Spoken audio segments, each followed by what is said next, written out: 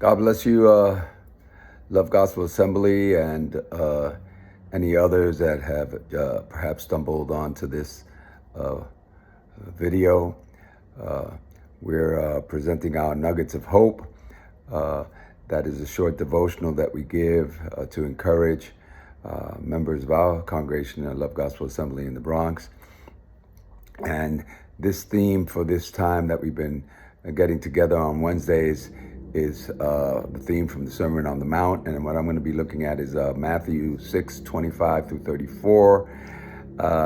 That basically Jesus deals with worry. And I guess if I can call it anything, it's don't worry. In The Chosen, I know that many people have been watching this show by on the life of Jesus that is directed and produced by Dallas Jenkins. He's a Christian who he does a tremendous job, I think, of portraying Jesus, not only in his miracle working life, but also does a fantastic job with dealing with the humanity of Jesus. And in one of the scenes I love, he shows Jesus rising up very early in the morning, and he's sort of pacing back and forth. And he is working on what we call the Sermon on the Mount, you know. And we know the Sermon on the Mount is found in Matthew 5 through 7. It features the teaching of Jesus on a variety of subjects pertaining to the Christian life, to discipleship, and to the kingdom of God. Jesus deals with the practical aspects of the Christian life. He teaches about the law, about murder, adultery, divorce, loving our enemies, prayer, fasting, giving, and quite a few other things that he is teaching on. And Jesus, as he teaches this Sermon on the Mount, is very aware of his audience. There's a huge audience that's there, and his language is tailored in keeping with his audience.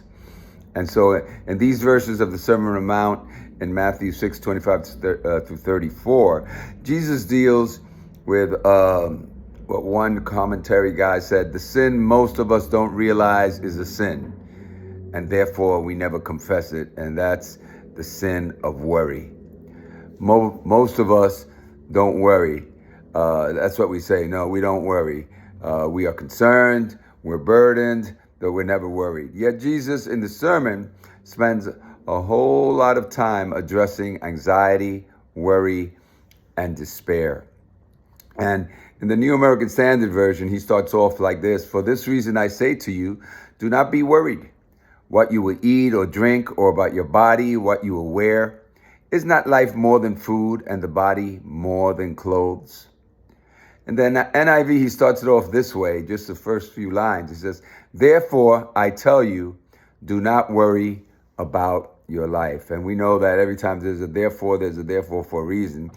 And what another commentary guy that I was reading states this, that Jesus is connecting to what is to come to what was just said previous to these verses.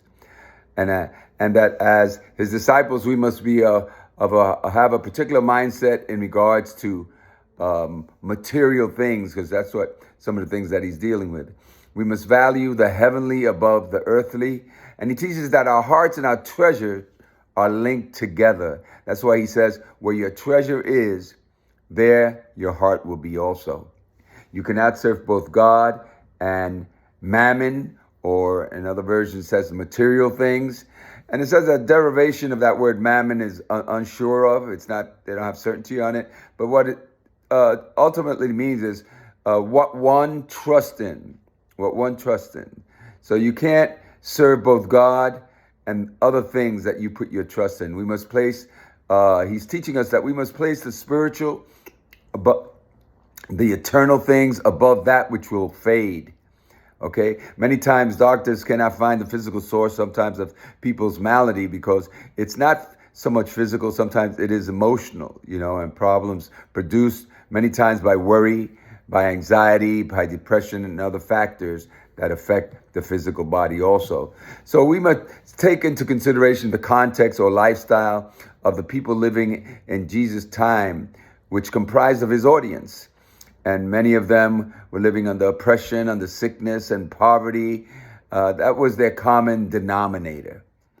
And Jesus, well, if we know, was born in poverty, considered to live as a poor man, and he died as a poor man.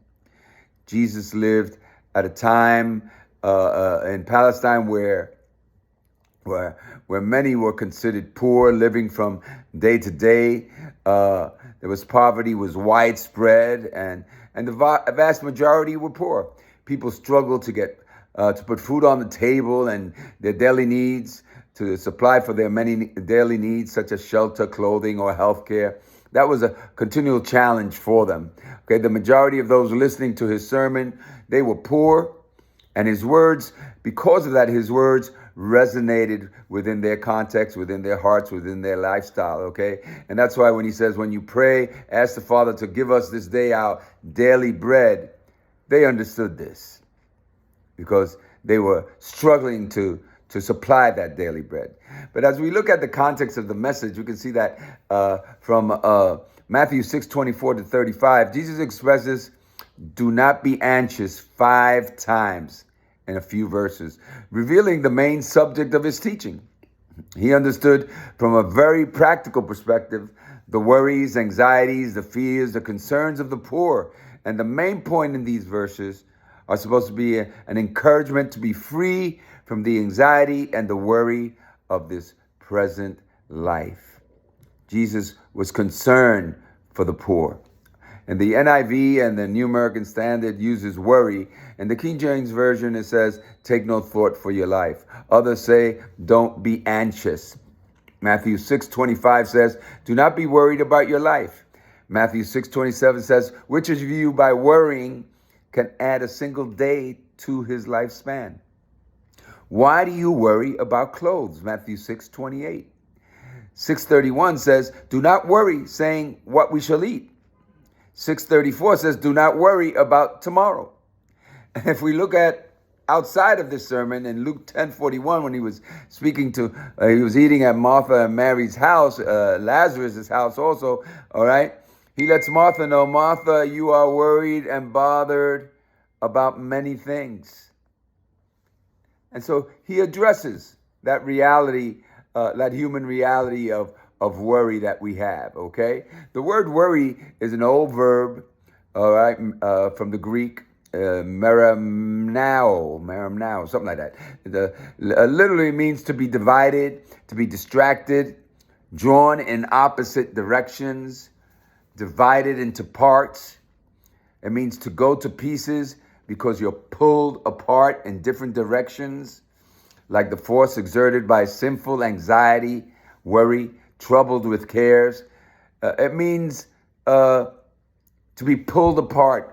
And in some translations also it says to be strangled, to be strangled. That worry has a way of tearing us apart, pulling our minds from one direction to another direction because we don't know what to do. We don't know where the next meal is going to come. We don't know what to do about the doctor's benefits and paying bills. We don't know about what we're going to do about children hanging out with the wrong crowd. All the things in our lives that produce a worry, And it's stated, I found out that an average person's anxiety is focused on various things. It says that 40% of the people worry about things that will never happen. 30% of the people, things about the past that you can't change. Either way. 12% worry about things about criticism by others. Mostly, the criticism is untrue. 10% worry about their health, which seems to get worse with stress. So the more you worry, the more you get sick. 8% about real problems that will be faced. And the specific causes of anxiety are probably more than can be described. But here, Jesus refers to not responsible concern when he says, take no thought. It reflects more on anxious concern. It says oppressive care that comes from unbelieving doubt, lack of trust and confidence in God's ability and desire to provide. It's a sinful anxiety that he is addressing here. As the definition reveals, is that which within our minds pulls us apart in different directions and can leave us with all kinds of feelings of despair, frustration, confusion, and obviously anxiety and worry. And so that's what he's referring to here. Warren Wiersbe in his commentary states that worry is caused by a worldly attitude towards things. So he says, so do not worry saying what we shall eat or what we shall drink or what we shall wear. For the pagans run after all these things. And so the Gentiles seek these things. And so Jesus here teaches that we must have the correct relationship with God, people, and with things. Worldliness is wrapped up in things, desiring things, going after things. And God made us so that things will never satisfy us. That's the way God made us. Things will never satisfy us outside of God. God is our ultimate satisfaction. That's why he says in Matthew 6:33, right? Seek ye first the kingdom of God and his righteousness, and then all these things that you're worrying about will be given to you as well. I love the way the Message reads some of these verses. It says, don't fret or worry. Instead of worrying, pray. Let petitions and praises shape your worries into prayers, letting God know your concerns. Before you know it, a sense of God's wholeness, everything coming together for good, will come and settle you down. It's wonderful what happens when Christ displaces worry at the center of your life. It's unbelievable. And as I think of these verses, I'm reminded, we grew up very poor. My father left us when we were very young, and my mother had to be on what we had called welfare that we were so ashamed of at that time. And she was struggling, and public assistance always gave her a hard time, never met sufficiently our needs. We always needed more. And they gave us such a hard time to just get simple things sometimes that she needed, like coats and boots, especially in the wintertime. But one thing I remember about my mom, she never complained. My mom was a praying woman, and she would always bring her needs to the Lord every time. And I remember so many times where the church we were attending rose up and knocked on our door, dropped a bunch of bags of food on our doorstep, and then left. And I remember that, and I say that was God answering my mom's prayer as she entrusted herself and her worries and her concerns that she had, but she placed them on the altar of God, and God provided for her, and God will provide for all his children also. So I pray this word will be an encouragement to you. God bless.